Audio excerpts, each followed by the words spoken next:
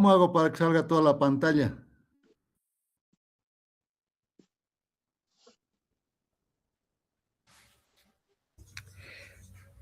Tiene que buscar la función de compartir pantalla, luego Ya. volver a su presentación en PowerPoint y poner presentarlo en pantalla completa. Ya. Muy bien, gracias.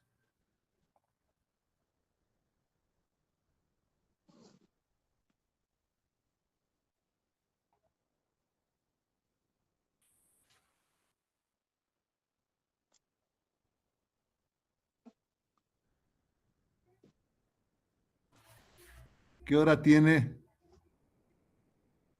Las 5:03. Ya, vamos a comenzar entonces nuestra clase. Bueno, de acuerdo al instructivo que mandaron de la carrera, está permitido hacer clases mediante el Meet. Y el tema que vamos a revisar hoy es referente a apendicitis aguda. Aquí tenemos que ponernos en la siguiente situación. Se ve la segunda diapositiva, ¿no? Sí, doctor. Ya. Históricamente, la apendicitis aguda en el curso del tiempo, podríamos decir de la cirugía antigua, no se la reconocía como un cuadro propio. Se pensaba que el apéndice era un órgano en evolución, que no tenía mucha importancia desde el punto de vista funcional. Sin embargo, hay reportes de una enfermedad que producía muerte en el 100% de los pacientes y donde veían de que el problema estaba en fosa ilíaca derecha. Sabemos que en fosa ilíaca derecha se encuentra el ciego y se acuñó un término que se llamó tiflitis o paratiflitis. Algunos cirujanos, especialmente franceses y alemanes, atribuyeron de que este cuadro producía el 100% de mortalidad y era una emergencia que prácticamente no se podía reconocer en su curso evolutivo. Sin embargo, el primero que describió al apéndice desde el punto de vista de su función y desde el punto de vista de su patología fue Reginald Fitz, que es la primera foto de la izquierda. Este es un cirujano de Boston y él empezó a ver en autopsias inicialmente de que existían problemas no a nivel del ciego, sino a nivel de un órgano un tanto más pequeño que era el apéndice. Y obviamente como eran autopsias, no eran pacientes que estaban con vida, podríamos decir, él sugirió en su momento, más o menos en 1886, de que a los pacientes que tengan dolor en cuadrante inferior derecho se los opere, pensando de que de esa forma se prevendría el desarrollo de una apendicitis que era por lo general fatal. Un tiempo más tarde, en Massachusetts, también en Estados Unidos, vemos al segundo cirujano, que es Charles McBurney. Charles McBurney hace una descripción un poco diferente, ya desde el punto de vista clínico, y describe el punto que ustedes ya conocen, el punto de McBurney. Y al mismo tiempo indica de que a los pacientes que tengan ese punto doloroso, que ya se había acuñado el término de apendicitis aguda, se los tenga que operar en forma temprana. Y con esto se baja prácticamente la mortalidad de un 100% más o menos en un 70%. O sea, solamente los casos severos llegaban a fallecer. Un poquito más tarde, no tanto, aparece el tercer cirujano vinculado a la apendicitis aguda, también en Estados Unidos, es John Benjamin Murphy, quien describe una secuencia que la vamos a ver enseguida y que prácticamente ayuda a lo que significa el diagnóstico de la apendicitis aguda desde el punto de vista clínico.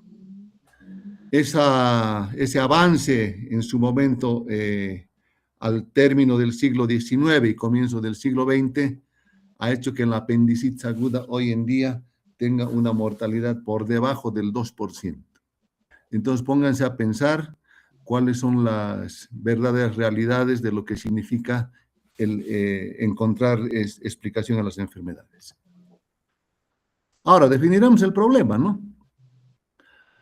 La apendicitis aguda se considera el cuadro quirúrgico más frecuente del abdomen, pero el cuadro quirúrgico de emergencia, no es el cuadro quirúrgico, diríamos, de cirugía electiva, sino de emergencia. Tiene más o menos una prevalencia de 60% de todos los episodios de abdomen agudo inflamatorio o abdomen agudo perforativo. No existe centro en el mundo donde no se haya visto o no se vea apendicitis aguda en el curso evolutivo del tiempo. Y aproximadamente se dice de que 7% de la población desarrolla apendicitis aguda en el transcurso de su vida. Pueden ustedes tener familiares inclusive que tengan cuadros agudos y donde existe el dato clínico y obviamente lo primero que tenemos que pensar es en una apendicitis aguda. Segundo punto en la definición del problema es el diagnóstico y el manejo. Son bases para el diagnóstico adecuado y el manejo un buen interrogatorio y los hallazgos del examen físico. 90% de los casos se diagnostican desde esa forma. 10% serviría para casos especiales, que los veremos también enseguida. O sea, no es necesario hacer gran cantidad de exámenes en consecuencia. Y cuando hablamos del manejo, se dice que el manejo adecuado siempre es quirúrgico, pero debe plantearse una discusión diagnóstica según la patología, edad y sexo de los pacientes. Hay una publicación nacional inclusive donde hay los estudios de apéndices extraídos por cirugía tienen una laparotomía en blanco, o sea, un falso positivo, que sería un negativo completo, podríamos decir, cercano al 40%. Y eso se debe a que al plantearse cirugía de entrada, exista nomás a veces un error en el diagnóstico cuando no se hace el examen físico en forma adecuada. Y la otra cosa que se toma en cuenta en la definición del problema son las alternativas quirúrgicas. Las alternativas, estamos diciendo que todo se opera, ¿no? En apendicitis aguda, pero las alternativas dependen del cuadro clínico y podemos decir tres cosas acá. Primero, la cirugía convencional, una opción que se puede hacer en cualquier centro, cualquier hospital, cualquier nivel de complejidad. Un hospital rural, por ejemplo, que no tenga laparoscopio, puede hacer cirugía abierta, y es cirugía convencional. En hospitales ya equipados se puede hacer cirugía laparoscópica y las variantes, con un puerto, con dos puertos, inclusive cirugía a través de orificios naturales, podríamos decir. Y un tercer concepto es de que se pueden hacer procedimientos percutáneos de drenaje para las complicaciones evolutivas y posoperatorias de los pacientes operados de apendicitis aguda. Entonces, no es único el manejo, ¿no? Depende en qué estadio encontremos y depende cómo esté también el curso clínico del paciente. Se ve esta diapositiva de la etiopatogenia, ¿verdad? Sí, doctor. Bueno, en la etiopatogenia está demostrado de que el factor etiopatogénico fundamental es la obstrucción del lumen. No interesa qué obstruya, la cosa es que se obstruye el lumen, se desencadena proceso inflamatorio, eso se infecta, se altera el componente vascular, se llega a la necrosis y a la perforación. Esa es la secuencia. Pero en la etiopatogenia, acá estamos poniendo 4 factores que puedan influir en la obstrucción del lumen apendicular. De entrada, sabemos que entre el apéndice y el ciego hay una válvula, ¿no? La válvula de Gerlach o válvula secoapendicular. Esa válvula es una válvula de salida, no es una válvula de entrada. En ese contexto, se dice también que la apendicitis aguda tiene una mayor prevalencia en determinadas edades, que va más o menos entre los 12, 13 años hasta los 30. Luego baja No quiere decir que no haya después de los 30, hay, pero baja la prevalencia. Y luego vuelve a subir a partir de los 40, 45. Entonces los factores no pueden ser únicos. El primer punto, para pacientes jóvenes podemos decir, el factor obstructivo es la hiperplasia folicular. El apéndice es un órgano linfoide, ¿no? Entonces, ante cualquier infección del tubo digestivo, si es linfoide, se inflama. Aumentan el número de folículos linfoides y se obstruye. Por eso es más frecuente en las edades que estamos indicando. Se dice que a partir de los 20, 22 a 25 años, el número de folículos linfoides disminuye. Por eso a los 30 ya no hay tanta prevalencia de apendicitis aguda como lo hay, por ejemplo, en pacientes de 20 años. Segundo factor, cuando hablamos de pacientes ya adultos, cercanos entre los 30 y los 40 más o menos, ahí entra la presencia de un fecalito como causa de obstrucción. El fecalito es una concreción de materia fecal o de restos alimentarios o inclusive de algunos cuerpos extraños que son núcleo para que se acumulen ahí residuos fecales. Esa es la segunda causa que varía iría en esa edad. Y en pacientes de más edad, estamos hablando de pacientes ancianos, son los tumores, ¿no? Donde el mucosele apendicular es el tumor más frecuente que produce apendicitis aguda. Pero ahí se añade un factor de misceláneos. El factor de misceláneos implica varias cosas. Uno, parásitos. Un ascaris puede introducirse en el orificio apendicular, por ejemplo. Un segundo factor, los cuerpos extraños, las semillas de las frutas. Existía en el pasado la recomendación de que en los niños, por ejemplo, no se les dé uvas o frutas que tengan pepas, ¿no? Porque podía producirles apendicitis aguda. No está demostrado que sea solamente la semilla. Eventualmente se encuentra. Pueden existir otro tipo de cuerpos extraños vinculados a cierto tipo de alimentos, especialmente aquellos pacientes que consumen una gran cantidad de leguminosas. Las leguminosas con el líquido aumentan de volumen, ¿no? Y como hay algunas cosas que no se mastican, entonces pueden producir obstrucción. Lo importante es tomar en cuenta de que estos factores etiopatogénicos muy rara vez están coincidiendo en el tiempo, sino es más o menos para explicar en función a la edad que tienen los pacientes. Ahora, en la anatomía patológica es importante porque si bien existe esta división en 4 estadios, podríamos decir, desde el punto de vista anatomía patológica es demostrable a través de un estudio histológico. Pero desde el punto de vista clínico, esto tiene un enfoque un poco diferente.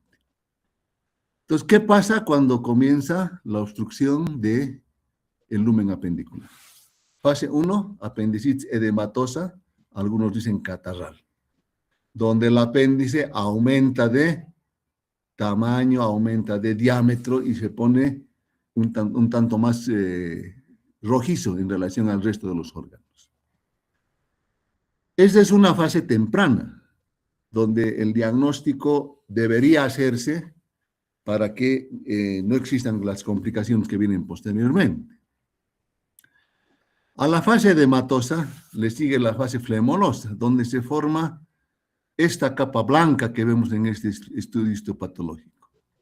Esta capa blanca es un flemón apendicular o es un absceso apendicular que implica ya presencia de infección. En la edematosa hay infección, pero leve.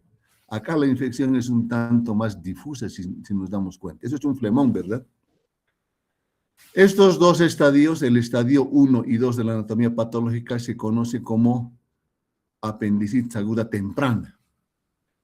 Cuando se hace el diagnóstico de apendicitis aguda temprana, el éxito del tratamiento es prácticamente en el 100% sin complicaciones y se puede hacer una cirugía casi ambulatoria. El tercer estadio, hay una alteración ya vascular, que comienza con éstasis venosa, luego se obstruye la parte arterial, el componente arterial, y se produce gangrena. Este tejido negro, necrótico, es por gangrena debido a falta de irrigación. Ahí es cuando ya estamos comenzando a entrar a una fase un poco más compleja, porque acá, a través del área necrótica, existe una translocación bacteriana en la cavidad peritoneal, y obviamente el cuadro es un tanto más severo. Si en el primer caso podríamos decir que la cirugía temprana me solucionaba y el paciente recuperaba rápido, acá no están así. Acá ya va a requerir, por ejemplo, que se añada terapia antibiótica. Empírica de principio y terapia antibiótica bajo cultivo en una segunda instancia. Si se deja avanzar la apendicitis gangrenosa, llegamos a la apendicitis perforada. La gangrenosa algunos llaman necrótica, es lo mismo. En la perforada hay un orificio por donde sale todo el contenido purulento que se ha juntado en el apéndice. Estos dos estadios, el estadio 3 y el estadio 4, implican desde el punto de vista clínico apendicitis aguda avanzada o complicada si quieren. Complicada con gangrena, complicada con perforación.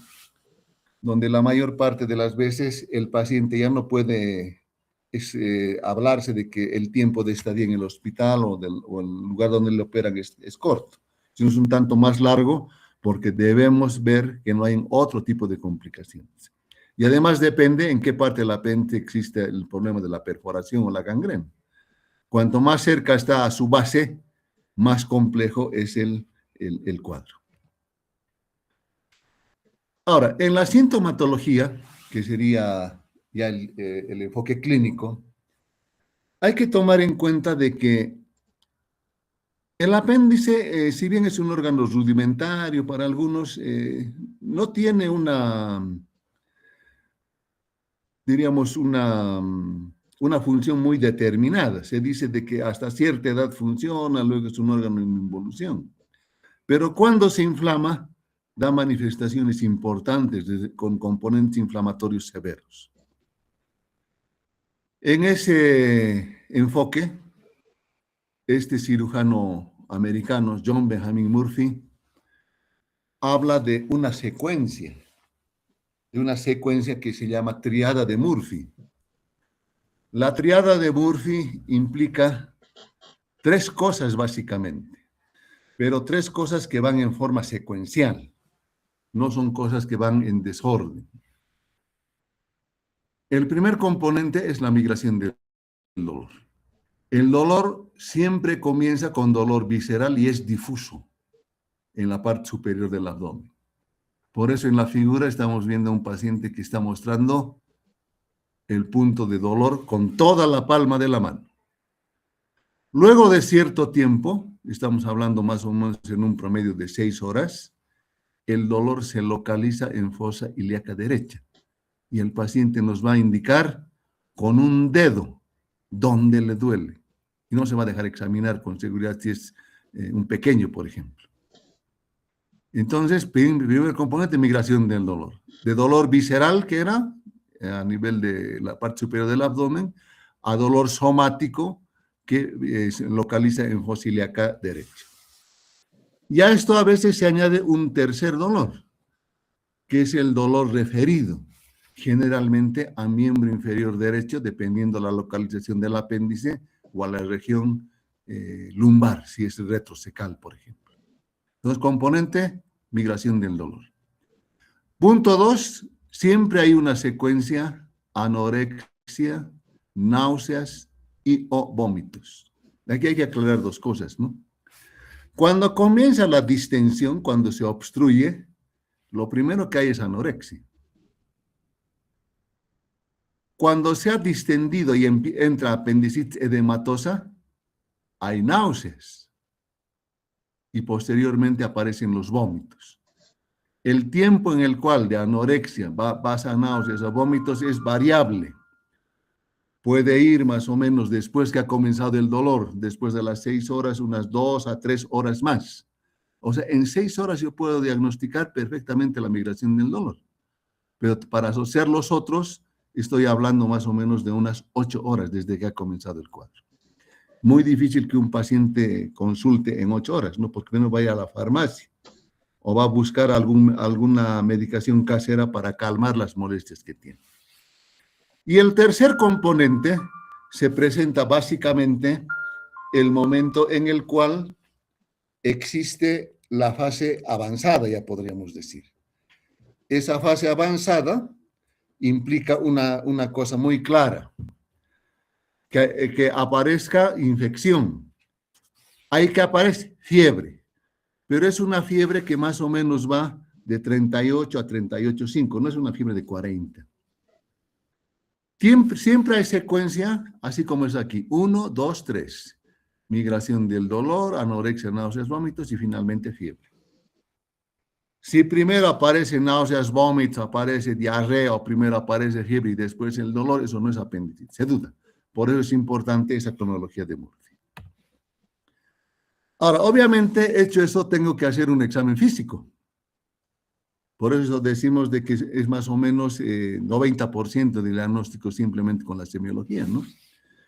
Pero el examen físico no es un examen físico rutinario. Tiene que cumplir 3 requisitos. Completo, estamos hablando no solo del abdomen, tiene que ser secuencial, sabemos cuáles son los pasos de un examen físico de abdomen, por ejemplo, inspección, auscultación, palpación, percusión, y se tiene que repetir en caso de duda. Si el paciente ha consumido alguna vez analgésicos, obviamente no voy a encontrar nada de lo que dice más abajo, ¿no? Pero secuencial es porque tengo que volver a repetir ese examen. Y tiene que ser adecuado. Y decimos adecuado porque hacer el examen solo de abdomen es incompleto. Veremos al terminar la exposición de que los diagnósticos diferenciales son muy variados y si no se hace en forma adecuada, puedo pasar por alto algún problema. Pero, ¿qué voy a buscar en el examen físico de abdomen? Voy a buscar 3 cosas: puntos dolorosos, signos físicos y maniobras. ¿Cómo defino un punto doloroso? Es una zona donde hay un punto gatillo para que exista incremento de dolor, para que haya dolor básicamente. Cualquier abdomen que se examina no es doloroso, ¿no? Pero si encuentro un punto, eso es punto doloroso. Se describen básicamente estos 5 puntos, de los cuales yo quiero que le pongan atención a 2 o a 3 más o menos. El de McBurney lo conocen, está en la unión del tercio externo con los 2 tercios internos de la línea que va de la espina ilíaca anterosuperior al ombligo. Ese es el punto más constante, entre comillas. Pero cuando es positivo el McBurney, viene el Lange, siempre hay los 2. Es imposible que haya uno solo. El punto de Lange va de la línea biespinosa, de una espina ilíaca superior a la del lado opuesto, y más o menos se busca en el lado derecho la intersección con el recto externo. Esos 2 puntos corresponden a la base de implantación del apéndice en el ciego, por eso son dolorosos. El tercero, el LSN, no es constante a no ser que exista una apendicitis retrocecal. De entrada, yo considero que en la clase de anatomía les han indicado que el apéndice puede tener posiciones variadas, ¿no? Retrocecal, presecal, subileal, interno, externo, pélvico, etcétera, etcétera. El punto del LSN solo se ve en apendicitis retrocecales, donde se sitúa 2 traveses de dedo encima de la espina ilíaca anterosuperior y 2 traveses de dedo por fuera, o sea, más o menos en el flanco. Ahí está el punto doloroso. Entonces, no es solamente examinar el abdomen, por eso decimos de que tiene que ser adecuado y tiene que ser completo. El Morris y Monroe son cerca al ombligo, no tiene mucha importancia, pero a veces depende de la posición del apéndice. No es común que hayan esos puntos, pero los McBurney, Lange y LSN siempre hay que buscarlos. O sea, son puntos donde hay dolor. Ahora, diferenciamos qué es un signo físico y qué es una maniobra, porque esto hay discusión inclusive a nivel de los textos. Un signo físico es cualquier dato anómalo en relación a cualquier estudio semiotécnico, inspección, palpación, percusión, auscultación. Por ejemplo, para inspección, si yo veo de que el ombligo se desvía hacia el lado derecho de la línea, el ombligo está en la línea media, ¿no? Pero si se desvía al lado derecho, ese es un signo normal. Es el signo de chutro. No es frecuente, a no ser de que haya formación de un plastrón, por ejemplo. Luego se dice que puede haber abombamiento de la zona. O sea, acá solamente estoy viendo, no estoy tocando nada. A la palpación hay bastantes signos. Por ejemplo, dolor a nivel de la fosa ilíaca derecha, en toda la fosa ilíaca derecha. ¿Qué estoy haciendo? Estoy palpando y estoy encontrando una zona de dolor. Ya no es un punto, sino es algo más grande. Y aquí van a encontrar en los textos una serie de signos, ¿no?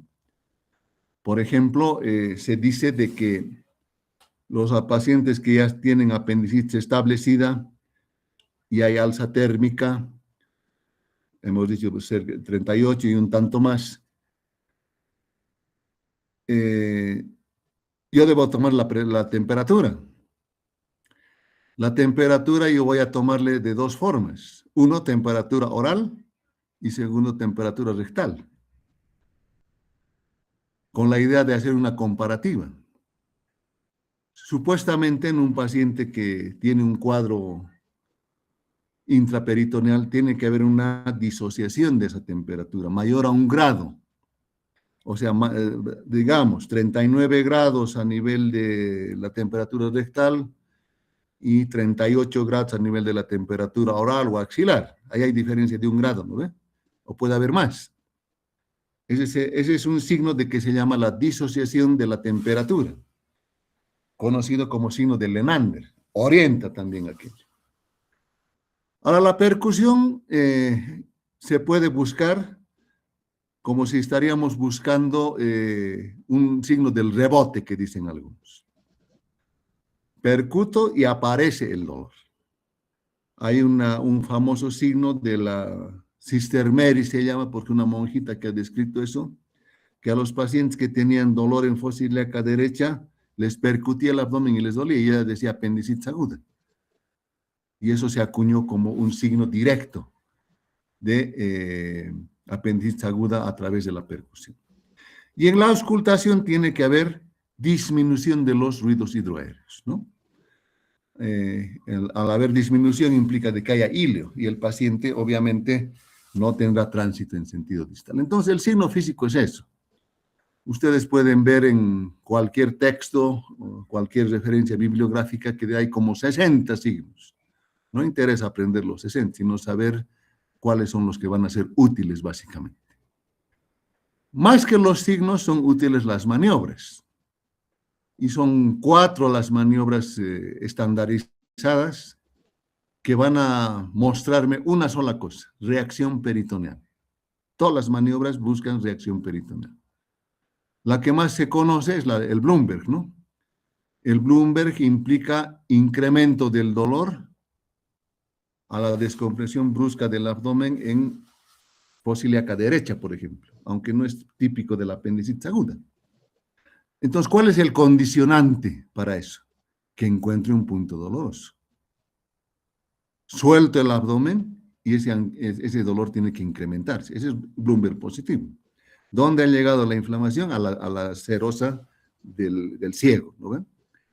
El Robson implica también dolor en fosa ilíaca derecha, pero haciendo una palpación en fosa ilíaca izquierda, donde yo voy a tratar de distender el ciego en sentido retrógrado por los gases que hay en el colon. El psoas me sirve para cuando tenga signo del SN, el psoas va a ser positivo. El psoas es un músculo que está detrás del ciego, ¿no ve? Entonces hago la maniobra de psoas, hasta muevo el psoas, tengo que acordarme qué acción tiene, y si eso produce dolor, estoy confirmando una apendicitis retrocecal. Como también para una apendicitis pélvica, será presente el signo del obturador, ¿no? Y el San Martino se busca, es una maniobra que se busca de forma distractiva a través del tacto rectal. Se distrae al paciente para localizar mejor el dolor.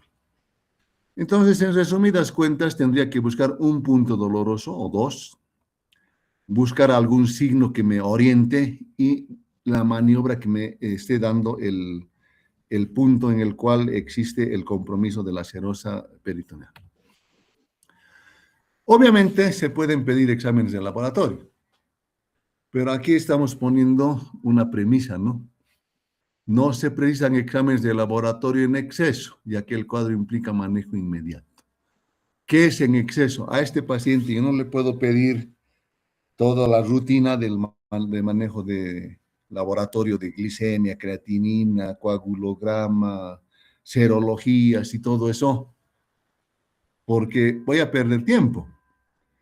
Puede venir con una apendicitis aguda inicial y va a terminar con una apendicitis aguda perforada. Entonces, en ese contexto se toma en cuenta solamente lo que es útil en ese momento. ¿Y qué es lo útil? Jamás debe faltar el hemograma.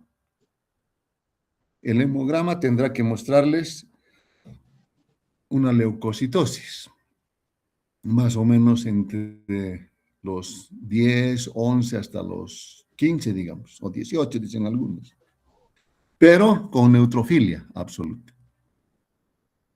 Eso me está diciendo que es cuadro agudo, infeccioso agudo, ¿no ven? El coagulograma es más que nada ya pensando en la cirugía. Eso también es una cosa que se hace rápido, ¿no? Si el paciente tiene un problema de coagulación, es mejor tratar de corregirlo o tomar algunas medidas. Y cuando se habla de bioquímica de rutina, no puedo pedirle yo absolutamente todos los exámenes de función renal, no es necesario. Me deberé conformar, por ejemplo, con una glicemia. No se descarta mirando a un paciente si tiene diabetes o no, o si tiene condición diabética, como tampoco se puede descartar de que sea un paciente renal, ¿no? Por lo menos esas dos cosas tendría que hacerse. No se necesita más. Inclusive eso se puede obviar y hacer simplemente un examen de orina para alguna gente. Que no necesitan mucho examen. Algunos piden proteína C reactiva, otros marcadores vinculados a problemas de sepsis, etcétera, etcétera, que no es necesario si yo tengo claro el diagnóstico clínico y ese paciente sé que tiene que llegar a una cirugía. En los exámenes de gabinete no son rutinarios y son selectivos a determinados casos de duda diagnóstica. ¿En quiénes voy a dudar diagnóstico? Por ejemplo, en los extremos de la edad, en muy pequeños o en muy ancianos, en pacientes embarazadas, en pacientes de sexo femenino, porque hay mucho diagnóstico diferencial en ginecología, o en pacientes en los cuales no haya la característica clínica que hemos mencionado anteriormente. Entonces, yendo de sencillo a complejo, la placa simple de abdomen tampoco es mandatoria. ¿Qué cosa me puede mostrar? Ileoenfocíliaca derecha y alguna vez el fecalito si existe. O sea, sería circunscrito a pacientes encima de los 30 años. Pero ¿para qué voy a llevarle al gabinete para que hagan una placa de abdomen si yo tengo un diagnóstico clínico? Mejor lo preparo para cirugía, ¿no ven? La ecografía, como se hace en el lecho del paciente, sí es mandatoria en pacientes de sexo femenino, por los diagnósticos diferenciales que implican los cuadros ginecológicos. Porcentaje de falsos positivos o falsos negativos de diagnóstico de apendicitis aguda se da en mujeres, porque pueden tener en fosiliaca derecha problemas a nivel de los anexos, por ejemplo, una salpingitis, un embarazo ectópico, etcétera, etcétera, que eso se va a diagnosticar mejor con un estudio ecográfico, aunque el cuadro es diferente, ¿no? Porque en la historia clínica ya tendré amenorrea o tendré flujo vaginal, por ejemplo. Pero la ecografía es importante hacerla para demostrar fundamentalmente que eso requiere intervención y que yo planifique un poquito orientando al paciente qué es lo que voy a hacer. ¿Cuál es la característica de la ecografía? Primero, por lo general, el apéndice, cuando se hace la ecografía, es un órgano compresible. ¿Qué quiere decir eso? Que cuando empujo el transductor, este lumen desaparece. En la apendicitis aguda no desaparece, se incrementa dolor. Y aparece el famoso signo de la diana, que lo estamos viendo aquí abajo. El signo de la diana, si ustedes se fijan, es un halo periférico, hiperecogénico, un halo central hipogénico, otro halo hiperecogénico y un punto central que es el lumen.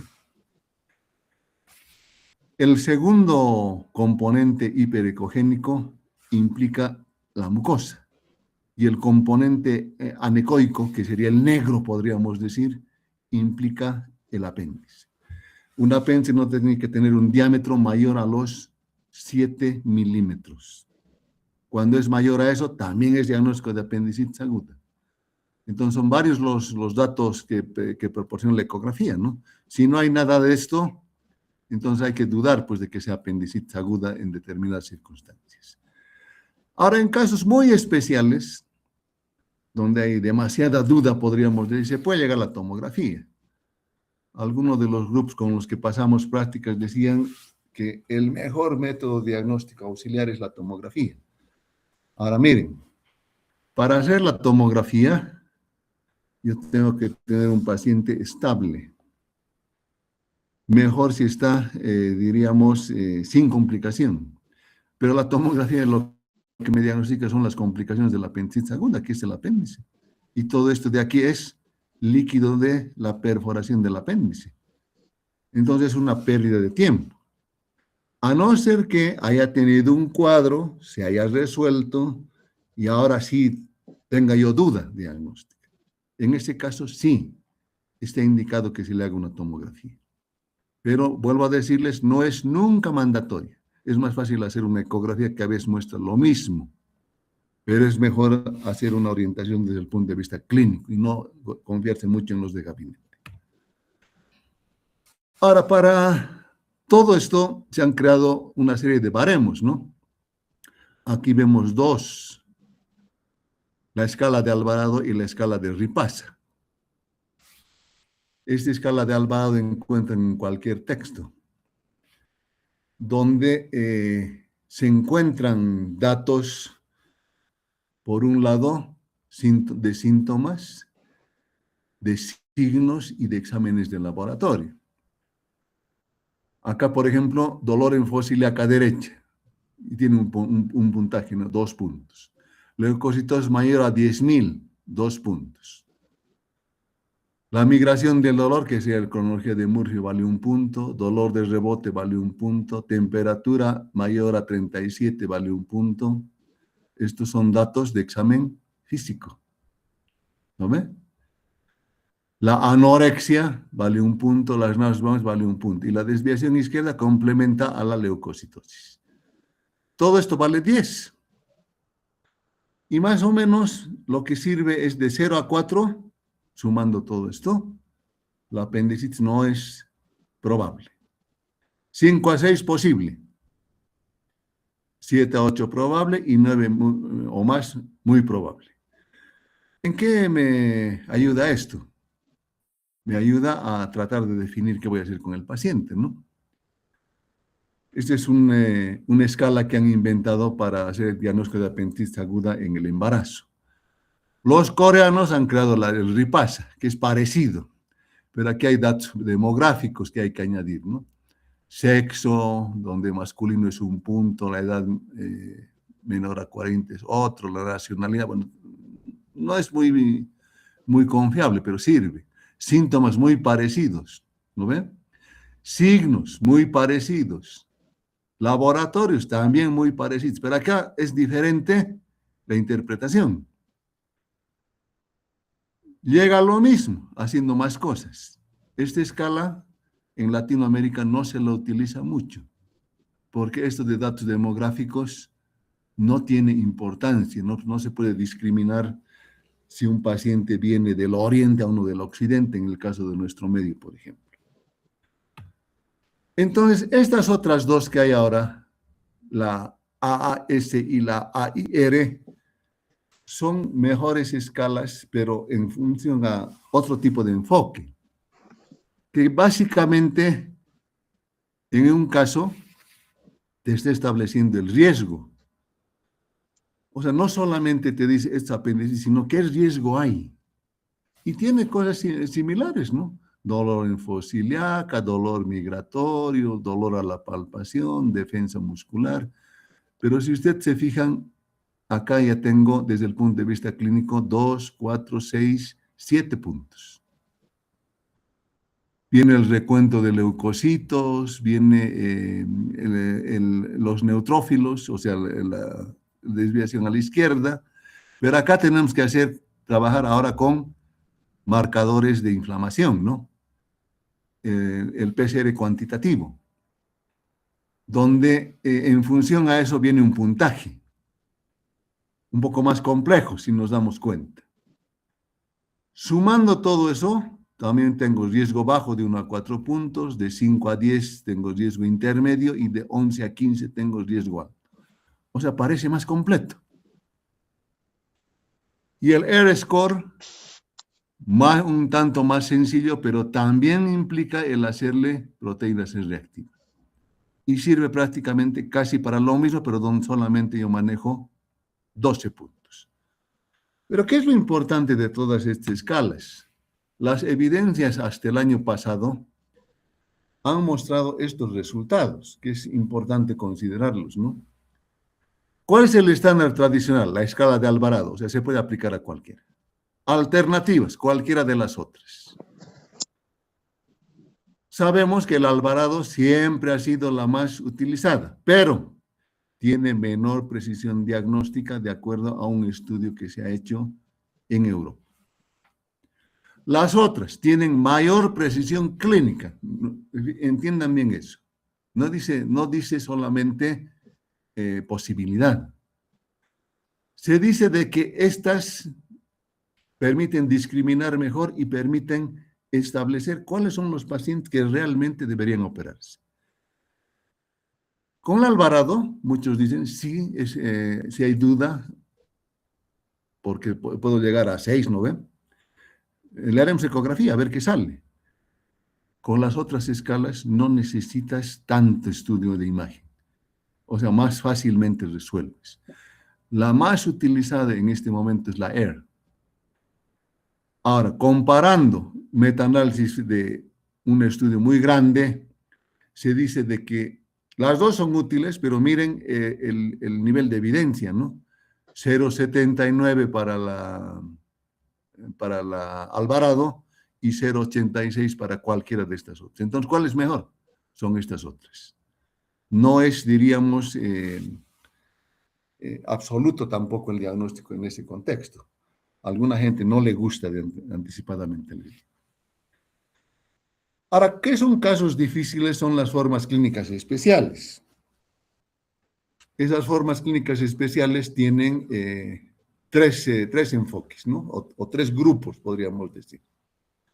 Primero, los niños, en los cuales el proceso es severo y grave, porque a un niño no le puedes preguntar mucho y su mamá a veces no te da los datos que quieres. La enfermedad progresa con fiebre alta y vómitos en forma temprana. Y miren, el índice de perforación es alto, es entre el 15 y 50%. Mucho cuidado con los niños, entonces, y no es fácil examinarles. Ancianos, el anciano ya conoce pues, todo el tipo de dolor, ¿no ven? Pero también el proceso es grave, pero el curso es leve porque el umbral doloroso del anciano es alto. Y además hay otros tejidos se deterioran más rápido, o sea, se perfora más rápido, podríamos decir. Por eso hay mayor porcentaje de complicaciones, sería 50%. Es mucho más que del niño, si nos damos cuenta. Y en el caso de las embarazadas, mujeres embarazadas, el diagnóstico es difícil.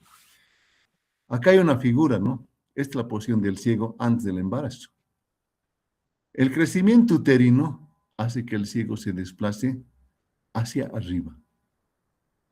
Entonces eso hace el diagnóstico débil porque el dolor ya no es en fosa ilíaca derecha, es en hipocondrio derecho.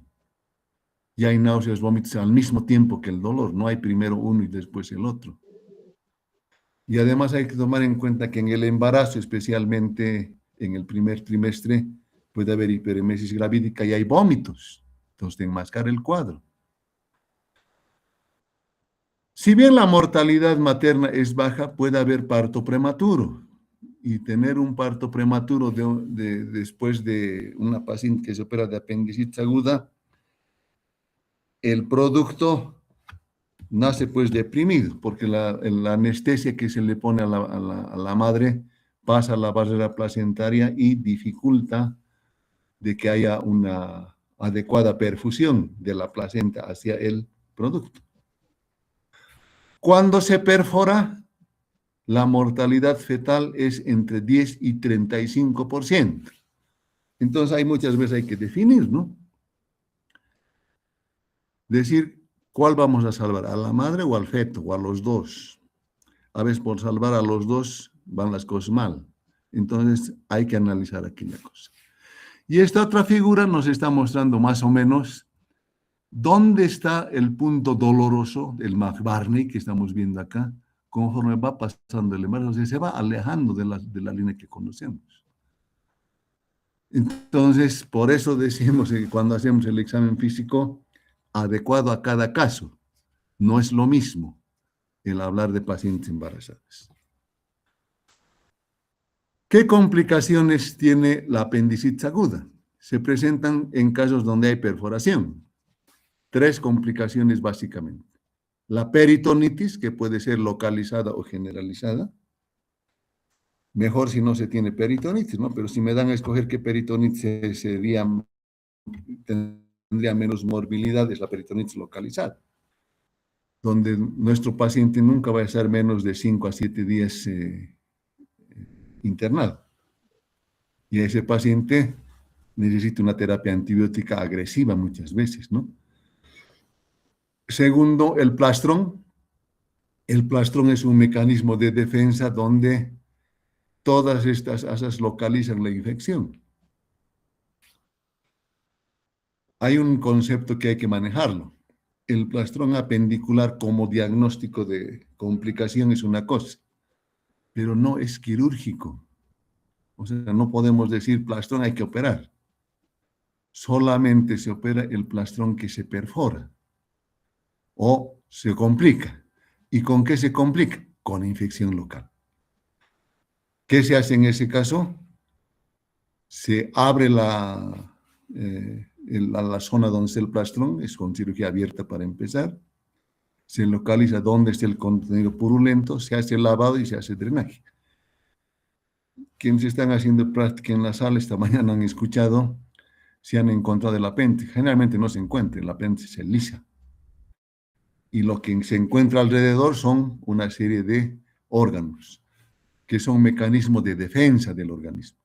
Entonces no podemos destruir lo que el organismo ha construido, la naturaleza ha hecho, porque deshaciendo el plastrón estamos creando de una peritonitis localizada una peritonitis generalizada. En realidad el plastrón sería una infección solamente en el lugar donde ha habido la perforación y hay contenido purulento, ¿no? Pero si abro y devano todas las asas de intestino, estoy diseminando a toda la cavidad y estoy complicando el problema. Y la complicación más seria es la epileflebitis, ¿no? Que es la trombosis séptica de la vena porta, que se produce en casos muy severos y que pueden producir abscesos hepáticos, shock séptico, septicemia, y obviamente la epileflebitis es un cuadro severo, grave, donde no es un manejo común, se necesita terapia intensiva. Ahora, en el diagnóstico diferencial, que es lo que estamos viendo ahora, los americanos han dicho el edificio de la apendicitis. Es un edificio que tiene un sótano, tiene una planta baja, tiene un piso superior y tiene un ático, donde además hay un patio trasero y hay una serie de conexiones. Entonces, ¿cómo más o menos yo analizo Y aquí, si ustedes cuentan, aquí tengo por lo menos 20 cuadros de diagnóstico diferencial, ¿no? El ático corresponde a toda la parte que está más o menos encima del diafragma. ¿Qué diagnósticos diferenciales hay? Tonsilitis, o sea, las amigdalitis y la neumonía lobar. Las tonsilitis en niños. A todo paciente niño donde vean fiebre, primero revisen la garganta y después el abdomen. ¿No ves? Ahí está el problema. Si me voy al piso superior o al primer piso, estoy hablando de lo que está encima del mesocolon transverso. Ahí puede ser la causa una úlcera perforada, una pancreatitis aguda, una colecistitis o un absceso hepático. En la planta baja, que sería entre el mesocolon transverso y la pelvis, en el orificio superior de la pelvis, puedo tener muchos cuadros: adenitis mesentérica, divertículo de Meckel, una gastroenteritis. En esto la gastroenteritis, una cosa en nuestro medio, ¿no? La gastroenteritis más frecuente es la fiebre tifoidea, no es la por Escherichia coli. Entonces, el primer diagnóstico diferencial de apendicitis aguda en nuestro medio es con fiebre tifoidea, que tiene sus propias particularidades. También tiene fiebre, también tiene dolor en el abdomen, pero ese paciente tiene diarrea y tiene disociación de lo que es el pulso, ¿no? Una bradicardia relativa. Sabemos de que el pulso se incrementa, ¿no? Por cada grado centígrado, encima lo normal, encima de 37 diríamos, entre 15 y 20 latidos más hay. Si el paciente tiene una temperatura de 40, ¿cuánto va a tener de frecuencia cardíaca? Digamos que ese paciente tenía 60 latidos por minuto. 38, 39, 40. 40 son 3 grados. Tendría que aumentar 60 veces los latidos. Entonces tendría que tener 120 o más de frecuencia cardíaca. En la tifoidea no ocurre eso. En la tifoidea tendrá 90, tendrá 100. Eso es bradicardia relativa. No quiere decir que baja la frecuencia, sino que no tiene los 120, sino tiene menos de aquella. ¿Listo? Después viene la invaginación intestinal, especialmente en niños, el carcinoma de ciego, el infarto mesentérico y la itis regional, que es muy rara en nuestro medio. Ahora, en el sótano pueden haber una buena cantidad de enfermedades pélvicas donde predomina en el sexo femenino, ¿no?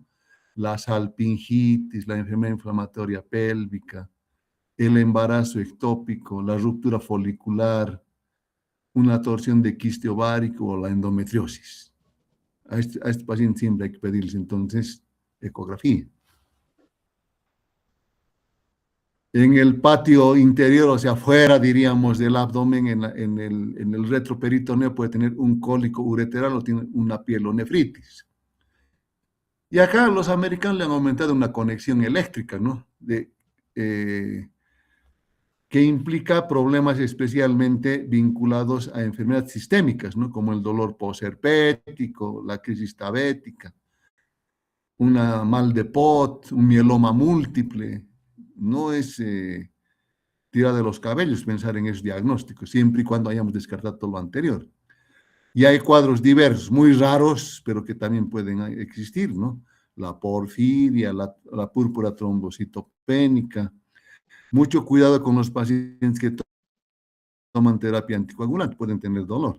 El abdomen de los diabéticos o la leucemia a nivel ileocecal. Bueno, si ustedes se dan cuenta, esta parte significa hacer un ejercicio clínico, pero descartando lo que sería más frecuente. No descartar todo. Donde más conflicto hay es en estas enfermedades de la pelvis. Ahora, será importante otro dato además aquí. Y es el hecho que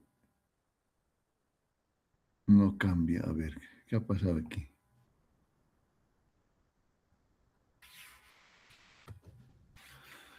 En el tratamiento, ya hemos dicho de que siempre es quirúrgico, ¿no? Y por eso dividimos al comienzo en una apendicitis no complicada y en una apendicitis complicada.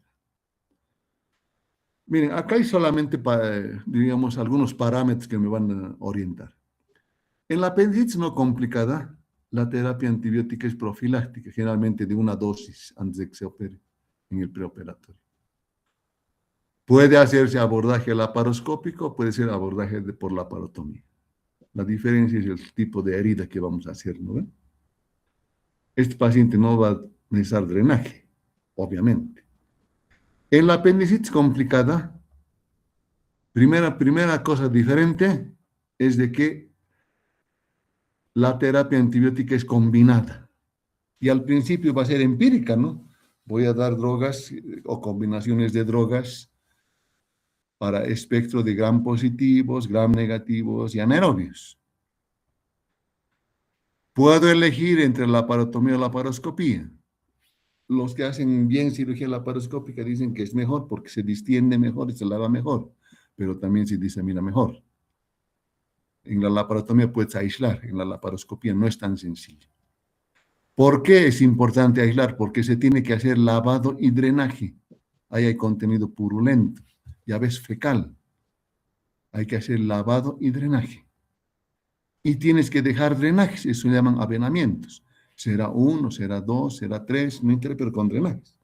Entonces no es lo mismo tener una morbilidad de apendicitis no complicada a uno de apendicitis complicada.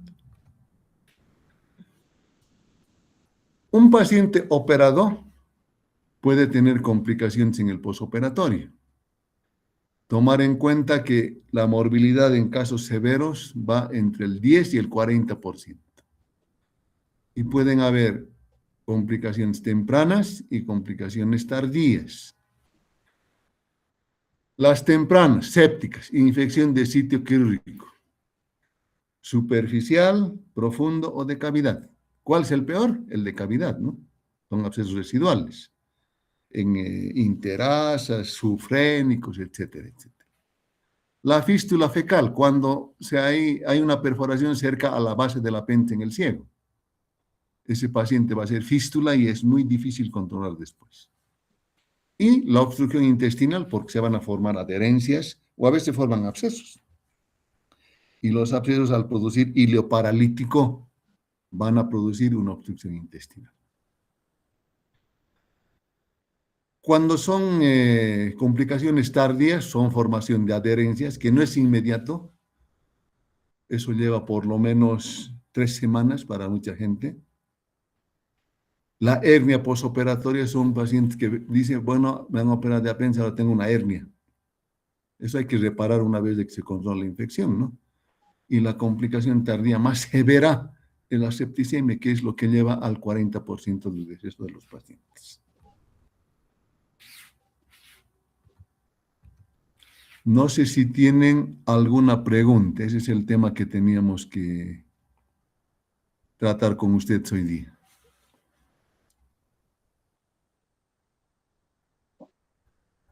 ¿Tienen preguntas? No.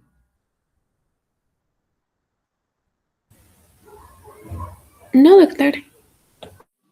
Bueno, entonces, no sé a quién le toque dar la clase mañana. Hay que comunicarse con él para ver esa cuestión del link, ¿ya? Porque hay instructivo de que se haga clase virtual hasta el día de mañana inclusive. Sí, doctor, ya hablé con el doctor Claros y se quedó en virtual para el día de mañana. Ya, muy bien. Que les vaya bien entonces. Buenas tardes. Buenas tardes, doctor. Muchas Hasta luego, doctor. Hasta luego. Hasta luego, doctor. Hasta luego.